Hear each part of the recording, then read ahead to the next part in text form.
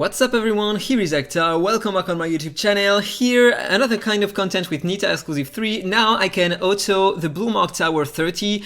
You are gonna see that she is just insane when she is Exclusive 3. So, first of all, let me run the fight, explain to you how it works, then I'm gonna show you the smart casting, and after that the stats on my heroes. So, let's go! First wave, here I'm not using my skills because I can tank with the shield here from Tuck, and so enemies are dying thanks to the poisons and thanks to the HP burnings. Every time Nita acts, she inflicts a poison on all enemies when she has the second exclusive. She is great for that. Second wave, I'm gonna use only the second skill of Nita to deal some damage, and they are all dead just with that. It is insane. Boss wave here, I increase my turn meter, I play with all my heroes, I'm killing them with my ultimate. Look at the damage. Both Catherine and Serena are already dead. Really important, the speed reduction on the boss here, so you need to have a lot of effect hit on your Guhana, so it is gonna be reliable. Otherwise, the boss is gonna attack too often, and it's not good. It's not good. So now I just can tank, inflict some more debuffs on the boss, and normally it should be okay.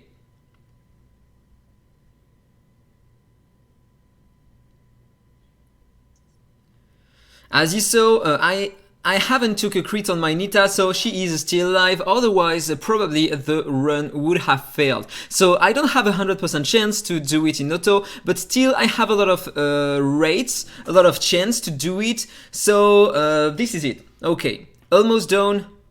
One more time, my Nita was still alive, the boss is dead, perfect, and now only Serena and Catherine remaining, which is pretty good. So I also have the 3 stars. Perfect. That was in auto. Now let me talk about the smart casting. By the way, did you notice the damage from Nita in comparison with Quinlan? She is insane. So this is the smart casting here. First wave, I'm using only the second skill here, but it doesn't really matter. It helps my Nita to play twice, so before enemies, so they can take more damage. Then I block everything. I use only the shield of my Tuck in order to be able to tank. I'm using my Dustin. If you have Teru, Teru will be better than Dustin, way better. Teru Tuck or Dustin Teru is gonna be great because you're gonna have the consolidation, and so it's gonna be safer, way safer than this team right here. So no skill on Nita, no skill on Quinlan. Second wave, no skill on Quinlan, only the second skill on Nita. Remember that when you are doing that, you are banning the skill, but you are still using it as the first action on the battle, so it works pretty well. No skill here, only the ultimate here, but it doesn't really matter because I don't have it, so because I used it there on the first wave. No skill on Guhana, and finally on the last wave, priority to the ultimate of Guhana, so she can increase the attack and the turn meter of my allies, and heal more often, and second priority on the second skill. And then on my Tuck, because I have the first exclusive, I can use this one. If you don't have the first exclusive, it doesn't really matter. You just have to ban this one like this and use only the ultimate. It is gonna work. It is gonna work. Then on Dustin, I block the ultimate because I don't care about lowering the effect hit of enemies. It doesn't really matter. I prefer him to put really often the shield and the heals, and to put more often the attack down if I can do it. Then on my Nita, a priority to the ultimate, and then on the second skill, and on my Quinlan, I block the second skill so he doesn't sacrifice his HP, he can inflict this one more often, and some HP burning using the basic attack. So that was all for the smart casting. Now let me show you the stats on my heroes. Let's save this one. Okay. Stats on my heroes. First of all, let's talk about Guhana. She is exclusive 4. I'm not sure that you need exclusives on her. Maybe the second one can help me, but if you have Teru, for example, maybe you won't need the second exclusive. With the second exclusive, using the second skill here, she's gonna apply the speed up 40% instead of the speed up 20%. Her passive, you're gonna get a damage reduction with the third exclusive by 50% during the entire fight. Without the third exclusive, you're gonna have 6% only direct damage reduction on your heroes during the fight. It's okay. 6% doesn't make a huge difference. Especially if you have Teru one more time, because he can apply the consolidation, or Maya. Maya can also apply the consolidation, and she's an epic hero, so probably she's gonna work if you are using her. Instead of Tuck or instead of Dustin, use what you have. But it should work. So this is what I have on her, first 8 set and a speed set. I have a lot of tanky stats on her, but what really matters is to have more than 2200 speed to be faster than the boss. It's really important. I don't have that much effect hit, 60-70% would be better, more reliable to inflict, to put the speed reduction on the boss more often, so yeah. I have a lot of healing effects thanks to the first 8 set I have on her, and this is important, so she heals more your heroes. In terms of emblems, I'm using that at the moment, so she provides more heals, she is faster, and some other utilities here. And I have this green aura on her only, so she heals more during the fight. Okay, then let's talk about my Tuck. I missed one piece of gear on him, so he is bad at the moment, okay? So this is what I had during the run on him. A lot of HP, defense, I have a 2000 speed here, which is pretty nice. But it would have been better to have more speed than the boss, so 2200 more speed. Effect hit and healing effect, not really needed. You can use the healing effect on him if you have the recovery horn aura. This one, it can help a lot. If you have a lot of healing effect on him and a lot of HP, he can heal a lot your heroes. And also this hero can increase his own max HP, so the more the HP, the better the heals. So it's pretty interesting to put a recovery horn aura on him. In terms of emblems, this is what I have on him, so he provides a better shield, he has a bit more effect hit, more speed, he is more tanky, this is what I'm using.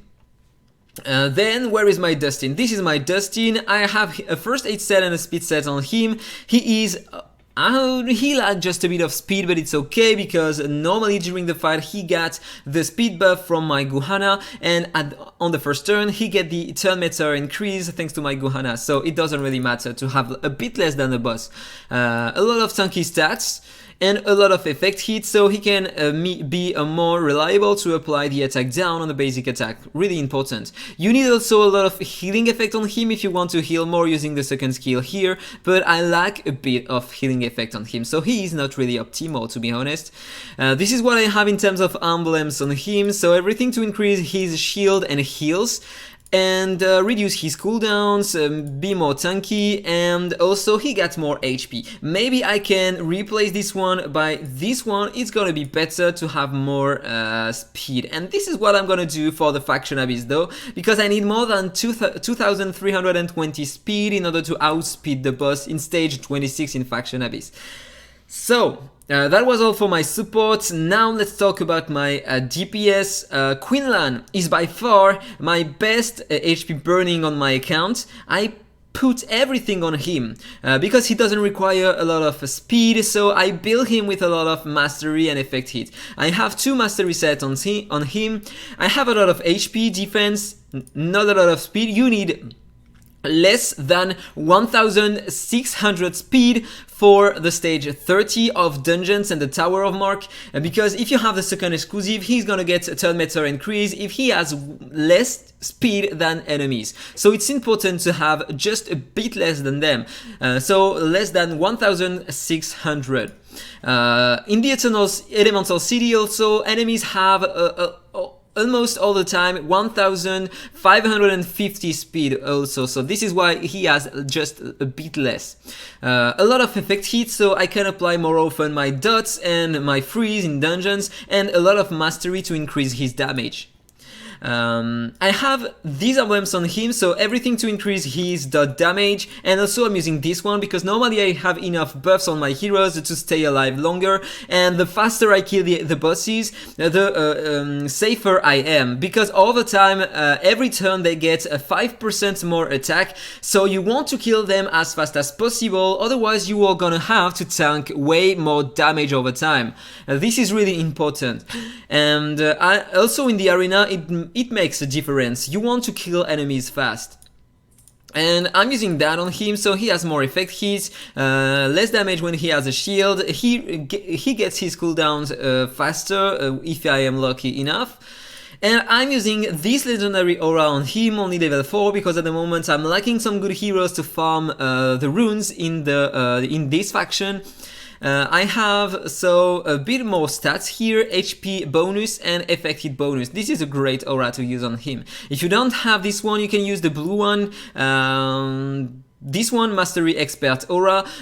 In terms of damage, this one is better when it is maxed out in terms of stars. You are gonna deal way more damage using the blue one in comparison with the legendary one here if you have no star on it.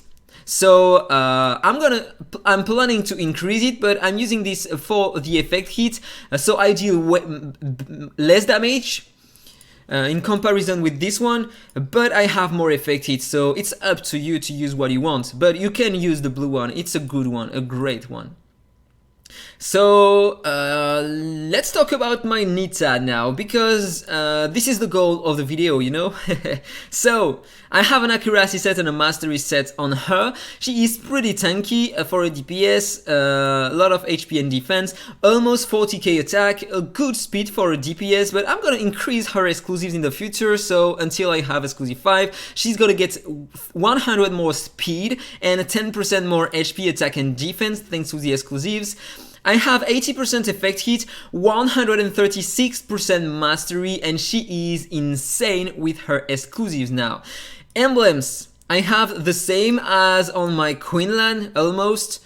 Yeah, I have this one I think on my Quinlan, something like this, because he doesn't have a lot of speed, but she has a lot of speed. So this is important on her.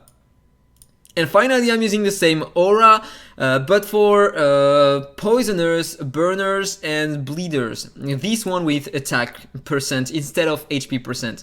So she has more effect hit and more attack, and I'm currently farming the stats here on the Sunset Sages, stage 25. So she's gonna be way better in the future. So that was all for the video. Tell me what are you using currently in the Tower of Mark. I'm curious about it. If you need some help, feel free to contact me. My Discord, my ID Discord is in my description in the video below. So feel free to contact me if you need some help. If you enjoyed the video, please like, comment, and subscribe. And then see you in the next one. Bye bye.